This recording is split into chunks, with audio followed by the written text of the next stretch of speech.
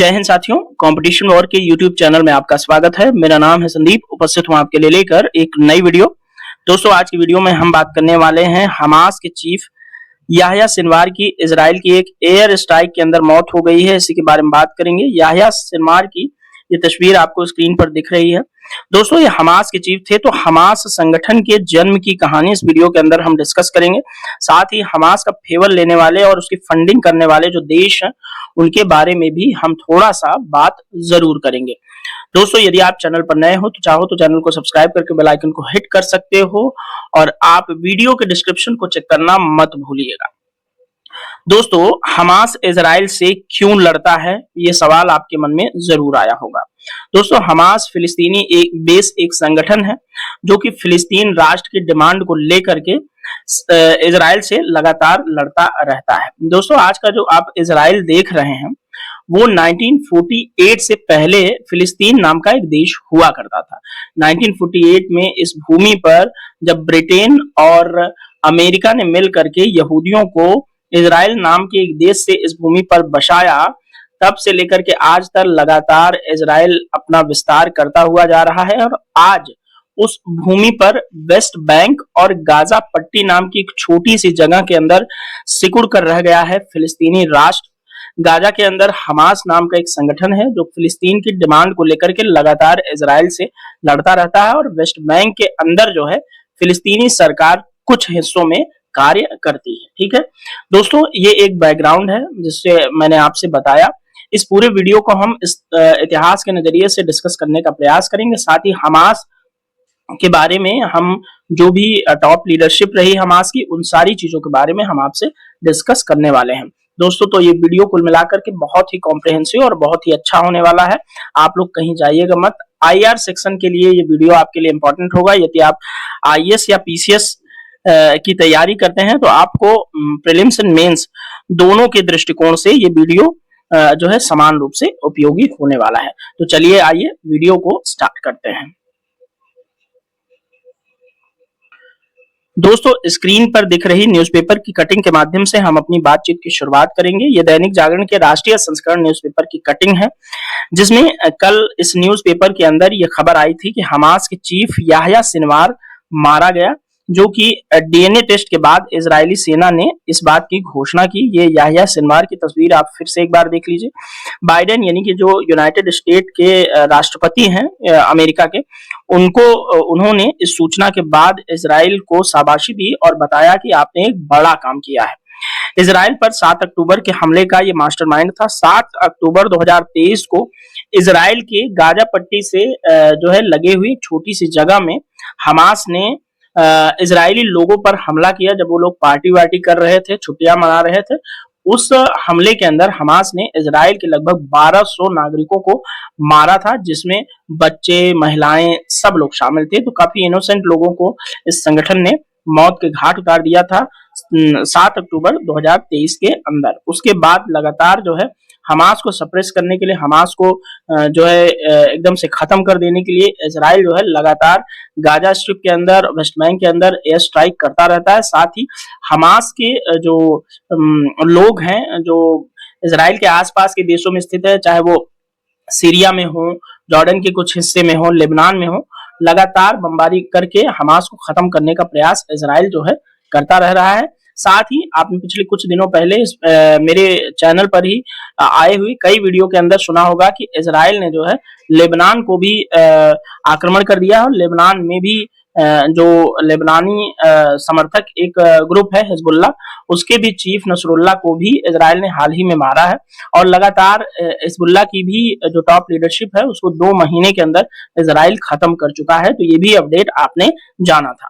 दोस्तों, ये Yahya Sinwar जो है इस्माइल हानिया के बाद हमास के चीफ बने थे। इस्माइल हानिया हमास के जब चीफ थे तो वे इजराइल की राजधानी तेहरान में किसी कार्य से गए हुए थे, क्योंकि ईरान जो है हमास को अपना प्रॉक्सी मानकर जो है हथियार, गोला बारूद और पैसे की फंडिंग करता रहता है। इसीलिए बीच में देखा आपने कि हमास इजराइल की जंग के बीच ईरान भी किस तरह से कूद पड़ा इस पूरे कॉन्फ्लिक्ट के अंदर, और इजराइल पर अभी तक ईरान ने 2 बार बैलिस्टिक मिसाइल से हमला भी कर चुका है। तो ये पूरी जो है कहानियां मिडिल ईस्ट के अंदर इस समय घट रही हैं। तो ये ईरान के भी काफी करीबी माने जाते हैं। बेंजामिन नेतन्याहू जो इजराइल के प्रधानमंत्री हैं, उनका क्या बयान आया? इन्होंने कहा कि इजराइल ने होलोकॉस्ट के बाद यहूदियों के सबसे बड़े नरसंहार के दोषी से हिसाब बराबर कर लिया, लेकिन गाजा में लड़ाई अभी खत्म नहीं हुई है। तो गाजा के अंदर हमास का जो भी जो है सेटअप है, उन सभी चीजों को खत्म करने के लिए इजराइल प्रतिबद्ध है। योव गैलेंट जो इजराइल के रक्षा मंत्री हैं, वे क्या बोले? समर्पण कर दे हमास के लड़ाकों को समर्पण करने के लिए उन्होंने कहा। देखिए यहाँ पर जो भी खबर जो है यहाँ पर है, उन सभी को मैं आपको कहानी के माध्यम से समझा चुका हूँ। इस न्यूज़पेपर की कटिंग के अंदर ऐसा कुछ नहीं बचा जो समझाने के लिए शेष रह गया हो। तो थोड़ा सा इस न्यूज़पेपर की कटिंग को, थोड़ा सा वीडियो को पॉज करेंगे, उसके बाद पढ़ के आगे बढ़ जाइएगा। आगे एक और न्यूज़पेपर की कटिंग के माध्यम से थोड़ा सा सिनवार के बारे में बात करेंगे। दोस्तों स्क्रीन पर इस साइड में आपको दैनिक भास्कर के न्यूज़पेपर का एक मैप दिख रहा है, जहां पर रफा के अंदर सिनवार, जो याह्या सिनवार है, वो छिपा हुआ था। ये पूरी गाजा स्ट्रिप है इजराइल में, ये ध्यान रखिएगा। ये जो आप ब्लू वाला डॉट दिख रहे हैं, ये मेडिटेरियन सी है, ठीक है, मेडिटेरियन सी है, ओके। और ये इजराइल की भूमि है। लगभग यहाँ पर जो है एक जगह थी जहां इजरायली नागरिक जो है 7 अक्टूबर 2023 को पार्टी वार्टी कर रहे थे। तो यहाँ से एंट्री करके हमास के लड़ाकों ने उनको मौत के घाट उतार दिया था। और इसी का बदला लेने के लिए इजराइल ने एक एयर स्ट्राइक करके रफा के अंदर छुपे याह्या सिनवार जो हमास के चीफ थे, उनको मार दिया। खान यूनुस का कसाई कहा जाता था सिनवार को, ठीक है। इजरायली सैनिकों की हत्या के लिए मिली थी 4 उम्र कैद की सजा। सैनिकों की रिहाई के बदले में हुई थी इजरायली जेल से मुक्ति। तो इजराइल के जेल में लगभग ये 20 वर्ष था याह्या सिनवार, ठीक है। सिनवार के लड़ाके 7 अक्टूबर 2023 की सुबह इजराइल पर कहर बनकर टूटे थे। तो ये 7 अक्टूबर वाली कहानी है, ठीक है। तो दोस्तों यहाँ पर सिनवार के बारे में कुछ चीजें दी गई हैं। आप चाहें तो आराम से वीडियो को पॉज कीजिए, पढ़ लीजिए, क्योंकि बहुत अधिक इंपॉर्टेंट ना होने की वजह से मैं यहाँ पर अधिक टाइम नहीं दे रहा हूँ। हम सीधा चलते हैं इजराइल और फिलिस्तीनी राष्ट्र के मैप की तरफ। दोस्तों स्क्रीन पर आपको 2 मैप दिख रहे हैं, ये इजराइल का मैप है और इधर जो है स्टेट ऑफ फिलिस्तीन का मैप आपको दिख रहा है। स्टेट ऑफ फिलिस्तीन आज ये जो इजराइल का हिस्सा है, उसके छोटे से हिस्से में ये जो येलो वाला हिस्सा देख रहे हैं आप, ये स्टेट ऑफ फिलिस्तीन रह गया है, जो 1948 से पहले जो है ये पूरे हिस्से में हुआ करता था। और गाजा स्ट्रिप में भी कुछ जो है फिलिस्तीनी राष्ट्र के लोग रहते हैं और यहीं पर रह करके हमास संगठन जो है, जो फिलिस्तीन की डिमांड करता है और फिलिस्तीन के लिए इन सभी भूमियों की मांग इजराइल से करता रहता है, और उसी की जो है यहाँ पर ये गाजा स्ट्रिप के अंदर ही हमास बेस्ड है और यहीं से रॉकेट वगैरह का हमला जो है इजराइल के ऊपर करता रहता है हमास, ठीक है। हमास की जो है इजराइल की एक इंपॉर्टेंट लोकेशन तेल अवीव यहाँ पर आपको दिख रही है, ध्यान में रखिएगा। जेरूशलम की बात करेंगे तो जेरूशलम, यहाँ पर 2 जेरूशलम है, एक पूर्वी जेरूशलम, एक पश्चिमी जेरूशलम। जो इजराइल की राजधानी हुआ करती है जेरूशलम, ठीक है, यहाँ पर आपको मैप के अंदर लोकेटेड है और वेस्ट बैंक के अंदर ही पूर्वी जेरूशलम है, ठीक है। तो ये आप लोग ध्यान रखिएगा। तो ये फिलिस्तीनियन राष्ट्र जो है आपको आई होप समझ में आया होगा। अब इजराइल का मैप आपके लिए इसलिए इंपॉर्टेंट है कि यहाँ पर लगातार लड़ाई छिड़ी हुई है और यहाँ पर ये लेबनान है। लेबनान के अंदर हिजबुल्लाह को इस समय दबाने में, मतलब बिल्कुल खत्म ही करने में लगा हुआ है इजराइल, और गाजा स्ट्रिप के अंदर हमास को, ठीक है, खत्म करने में इजराइल लगा हुआ है। लगभग पिछले ही वर्ष से इनको अब खत्म कर चुका है गाजा स्ट्रिप के अंदर, और हिजबुल्लाह को भी जो है लगभग 2 महीनों में हिजबुल्लाह की पूरी कमर तोड़ के रख दिया है इजरायली एयरफोर्स के अंदर। हाइफा चौक नाम से एक जगह है, हाइफा सिटी इजराइल की, ये आपके लिए इंपॉर्टेंट है, याद रखिएगा। मेडिटेरियन सी के जो है तट पर स्थित है, इंपॉर्टेंट है, याद रखिएगा।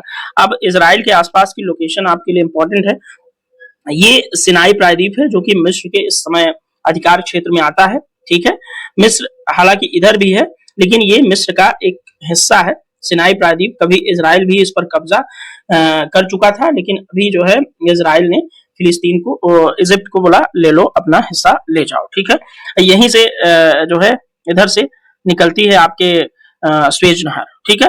और यहाँ पर जॉर्डन है इजराइल के बगल में, ठीक है। और जॉर्डन और इजराइल की सीमा पर यानी कि वेस्ट बैंक वाली सीमा पर और थोड़ा सा इजराइल का भी यहाँ से पार्ट में लगता है, ये डेड सी है, दुनिया का निम्नतम स्थान, डेड सी, ठीक है।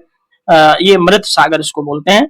सी ऑफ गैलिली, यहाँ पर देखेंगे गोलन हाइट्स और इजराइल के बीच में स्थित है। गोलन हाइट्स सीरिया और इजराइल के बीच विवादित एक हिस्सा है, इंपॉर्टेंट है, याद रखिएगा, ठीक है। सीरिया की लोकेशन ये है, लेबनान की ये। तो आई होप आपको जो इजराइल का मैप है अच्छे से समझ आया होगा। हालांकि मैं आगे मिडिल ईस्ट का मैप भी आपसे डिस्कस करने वाला हूँ। दोस्तों यहाँ पर याह्या सिनवार की पूरी तस्वीर आपको दो तीन जगह दिख रही है। आई होप अभी तक आप पहचान गए होंगे याह्या सिनवार क्या है। इजराइल ने जो है सिनवार का खात्मा कैसे किया, तो हमास में सिनवार की क्या भूमिका थी। तो हमास सिनवार जो है इसका नेतृत्व करता था, ईरान से करीबी संबंध रखता था सिनवार, ठीक है। 7 अक्टूबर का हमला 2023 में जब दक्षिणी इजराइल पर हमास के नेतृत्व में हमला हुआ था, तो ये हमास ने हमला जो किया था तो उसका मास्टरमाइंड जो है याह्या सिनवार ही था। तो इजराइल ने अब इनको निपटा के अपना बदला पूरा कर लिया है।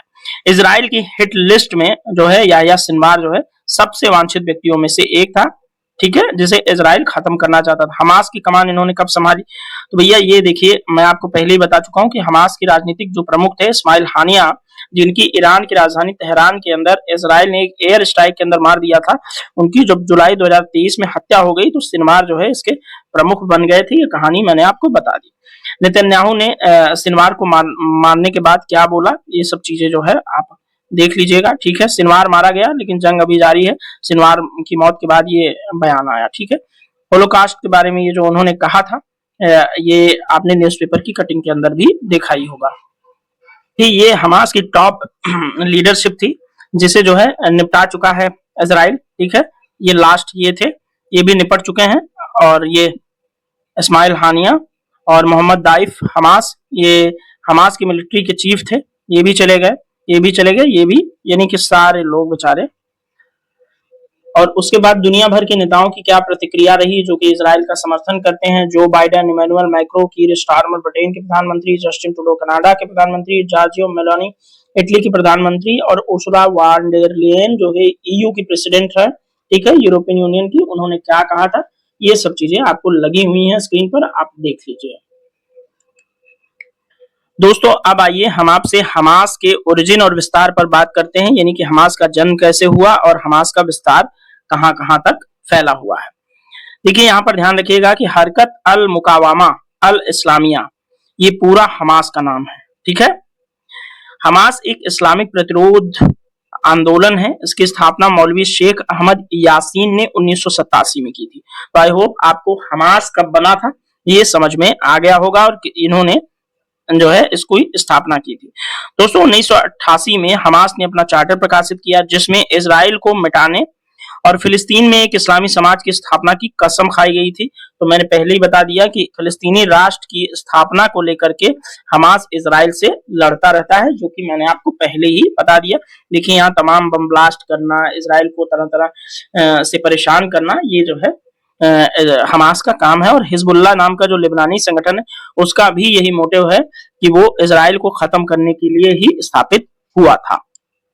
इसलिए कह सकते हैं कि हिजबुल्लाह भी अब लगभग हिजबुल्लाह के बहुत जो टॉप लीडर्स थे मारे जा चुके हैं, उनके लड़ाकों की लगभग अब मोटिवेशन डाउन ही कर दिया है। लेकिन अब ये आंदोलन है तो लोग इसमें जुड़ते जाते हैं, तो इसलिए अस्तित्व में हमेशा बना रहता है। अब हमास ने दोस्तों पहली बार आत्मघाती बम विस्फोट कब किया, ओस्लो समझौते से 5 महीने पहले, अप्रैल 1993 में, ठीक है। हमास ने इस समझौते की निंदा की। ओस्लो समझौता आगे मैं आपको बता रहा हूं। देखिए 1997 में अमेरिका ने हमास को एक विदेशी आतंकवादी संगठन घोषित किया। यह आंदोलन सन 2000 के दशक की शुरुआत में दूसरे इत्तिफादा के दौरान हिंसक हो गया था। साल 2005 में इजराइल ने गाजा पट्टी पर अपना कब्जा छोड़ दिया और फिर क्या बोलते हैं कि गाजा पट्टी पर हमास के जो है नियंत्रण में आ गया। वेस्ट बैंक पर फिलिस्तीनी नेशनल अथॉरिटी का शासन जो है, जो कि मैं आपको पहले ही बता चुका हूं।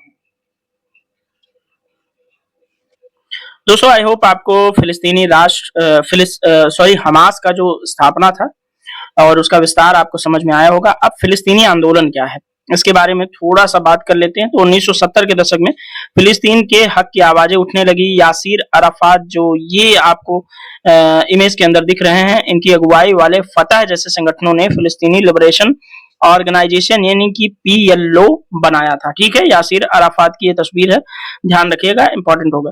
अब पीएलओ ने दोस्तों इजराइल पर कई हमले किए। ठीक है, पीएलओ यानी कि फिलिस्तीनी लिबरेशन ऑर्गेनाइजेशन, इन्होंने इजराइल पर कई हमले किए। इजराइल के दूतावासों, खिलाड़ियों और उसके हवाई जहाजों को भी इन्होंने निशाना बनाया। करीब 2 दशक तक हमले चलते रहे। फिर 1993 में पीएलओ ने यासिर अराफात और इजराइल के प्रधानमंत्री यित्ज़हाक राबिन ने एक करार पर समझौता किया, जिसका नाम है ओस्लो शांति समझौता। तो आई होप ऊपर आपको ओस्लो समझौता दिखा था, तो आपको समझ नहीं आया होगा। यहाँ पर ध्यान रखिएगा, पीएलओ और इजराइल के बीच जो है शांति समझौता था, ओस्लो शांति समझौता। इसके तहत जो है पीएलओ ने हिंसा और चरमपंथ का रास्ता छोड़ने का दावा किया। इजराइल ने कहा कि शांति स्थापित करेंगे हम। इसी समझौते के बाद फिलिस्तीनी नेशनल अथॉरिटी का गठन हो गया, जो अंतर्राष्ट्रीय मंचों पर फिलिस्तीनी लोगों की नुमाइंदगी करता है। तो आई होप ओस्लो समझौते के बाद क्या हुआ, प्रोग्रेस क्या रही, आपको समझ में आया होगा। हालांकि दोस्तों फिलिस्तीनियों के एक उग्रवादी संगठन ने यह समझौता मंजूर नहीं किया, और उस संगठन का ही नाम है हमास, जो आज इजराइल के साथ लड़ता रहता है। तो आई होप आपको फिलिस्तीनी आंदोलन से हमास की स्थापना का जो कनेक्शन है वो समझ में आ गया होगा, और हमास अब क्यों लड़ता है। तो हमास का पूर्ववर्ती संगठन कौन था? पीएलओ। पीएलओ के बाद हमास की स्थापना हुई। जिन लोगों ने जो है ओस्लो समझौते को माना, पीएलओ ने माना, तो पीएलओ के जिन लोगों ने माना तो पीएलओ खत्म हो गया। लेकिन जिन लोगों ने नहीं माना ओस्लो समझौते को, उन लोगों ने हमास नाम का एक नया संगठन बना के अपने आंदोलन को फिर से जो है जारी रखा। ठीक है, तो आई होप आपको बड़े ही शॉर्ट तरीके से सब कुछ समझ आया होगा।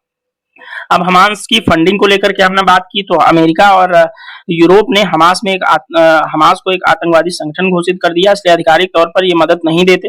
जस्ट वेस्ट बैंक के अंदर ये पीएलओ को मदद प्रोवाइड कराते थे ओस्लो शांति समझौते के बाद।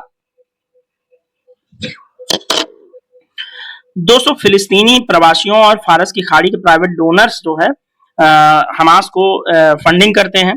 साथ ही कुछ इस्लामिक चैरिटी ने हमास समर्थित ग्रुप्स को पैसा भी दिया है। ठीक है, इस्लामिक राष्ट्र जो लगभग 52 देश इस्लामिक राष्ट्र हैं, और वो जो है हमास को कुछ कुछ देश फंडिंग करते हैं, जिसमें टर्की ज्यादा जो है समर्थन में रहता है हमास के। दोस्तों आगे हम गाजा की माली हालत की बात करें, तो गाजा की माली हालत बेहद खराब है। गाजा में रहने वाले फिलिस्तीनियों की जिंदगी एक अंतर्राष्ट्रीय मदद पर निर्भर करती है। ये मदद आमतौर पर संयुक्त राष्ट्र की एजेंसियों के जरिए गाजा तक पहुंचती है। इस वक्त हमास के सबसे बड़े मददगारों में ईरान शामिल है, जो पैसा, हथियार, ठीक है, और ट्रेनिंग सब जो है हमास को प्रोवाइड कराता है। एक अनुमान के मुताबिक ईरान जो है हमास को सालाना करीब $100 मिलियन यानी कि 830 करोड़ रुपए प्रति ईयर जो है हमास को प्रोवाइड कराता है ईरान। ठीक है, ईरान से डॉलर चलता है, कहां पहुंचता है? यहाँ पे हमास। ठीक, हमास के अंदर ईरान से ही पैसा पहुंचता है, कहां? लेबनान में हिजबुल्लाह के लिए। और ईरान से ही पैसा पहुंचता है कहां? यमन में। यमन के जो दक्षिणी हिस्से पर हूती विद्रोही जो भी आप इनको कहें, जो कि लगातार इजराइल के ऊपर रॉकेट और मिसाइल से हमला करते रहते हैं, तो ये भाई साहब जो ईरान है, वही ये इन सभी को है। तो इनकी दुश्मनी ईरान की इजराइल से, लेकिन ये डायरेक्ट न लड़के अपने छोटे छोटे दोस्तों, जिनको हम प्रॉक्सी कह सकते हैं, उसके माध्यम से इजराइल के ऊपर हमला करवाते रहते हैं। इसलिए इजराइल इनको डायरेक्ट नहीं मार करके इन लोगों को मारता रहता है। ठीक है, और अब की बार तो इजराइल बिल्कुल खत्म करने पे तुला हुआ है। जब इन लोगों को निपटा देगा इजराइल, उसके बाद ईरान ने भी 2 बार मिसाइल हमला किया है, तो अब ईरान के भी तेल टैंकर या न्यूक्लियर फैसिलिटीज पर इजराइल जरूर हमला करेगा आने वाले वक्त में। ठीक है, अब 2002 में राष्ट्रपति रेचेप तैयब एर्दोगान, जो कि तुर्की के राष्ट्रपति हैं, वो ये जब सत्ता में आए तो तुर्की हमास का एक कट्टर समर्थक हो गया और इजराइल की आलोचना भी करते रहते हैं। तुर्की के भैया ये रेचेप तैयब एर्दोगान तुर्की केवल राजनीतिक रूप से हमास का समर्थन करने की बात करता है, लेकिन उस पर हमास के उग्रवाद को फंडिंग करने का भी आरोप जो है लगाया जाता है। ये इस्माइल हानिये के साथ तुर्की के राष्ट्रपति रेचेप तैयब एर्दोगान की हाथ मिलाते हुए तस्वीर स्पष्ट रूप से संकेत करती है कि ये भी भाई साहब पीछे से बैटिंग करना ईरान की तरह पसंद करते हैं। हालांकि इस खित्ते यानी कि इस क्षेत्र के अंदर इजराइल से डायरेक्ट कॉन्फ्लिक्ट करने की किसी में क्षमता नहीं है। इसलिए सब जो है छोटे छोटे ग्रुप्स के माध्यम से इजराइल से लड़ रहे हैं। तो आई होप आपको ये मिडिल ईस्ट का जो मैप है वो भी समझ में आया होगा। ठीक है, ये स्ट्रेटेजिकली बहुत इंपॉर्टेंट लोकेशन है यहाँ की, इसलिए यहाँ पर लड़ाई करना बनता भी है। तेल से संपूर्ण जो है यानी कि खनिज से तेल जो है वो उससे समृद्ध क्षेत्र है, इसलिए यहाँ लड़ाइयां बनती भी है। ठीक है, आई होप आपको हमास संगठन अच्छे से समझ में आया होगा, फिलिस्तीनी आंदोलन भी अच्छे से समझ में आया होगा, इजराइल फिलिस्तीन से क्यों लड़ता है, हमास से क्यों लड़ता है, लेबनान या हिजबुल्लाह से क्यों लड़ता है, ये भी सारी बातें आपको अभी तक क्लियर हो गई होंगी। ईरान पर भी हमने जो ईरानी कनेक्शन है इजराइल हिजबुल्लाह और इन सब से, वो सारी चीजें मैंने आपको बता दिया है। ठीक है, तो आई होप इस वीडियो में आपको जो भी डिस्कस किया हुआ गया होगा सब कुछ समझ में आया होगा। तब इस वीडियो में यहीं पर स्टॉप करेंगे, मिलेंगे नेक्स्ट वीडियो में, तब तक के लिए thank you so much. Bharat माता की जय, बाय बाय, जय हिंद।